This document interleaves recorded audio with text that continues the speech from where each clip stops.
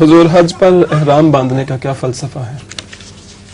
हज पे जो एहराम बांधा जाता है वो दो बेसिले कपड़ों में से बांधा जाता है। जिस तरह बच्चा पैदा होता है तो उसके लिए सूट तो नहीं सिलता उस वक्त, उस खाली कपड़ों में उसको लपेटा, सफेद कपड़ों में।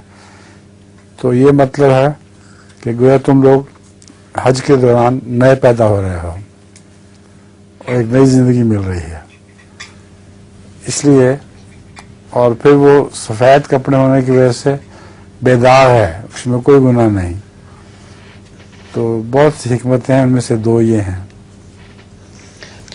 आज हमारे एक दोस्त झींगा स्पेशलिस्ट नहीं आए हुए जी, आज वो उनकी वैसे फैमिली तो है, फैमिली आई हुई है। अच्छा। लेकिन वो अपनी बच्चियों को देख रहे हैं नीचे, अच्छा, जो छोटी है, सादिया और नादिया। जी चलें। और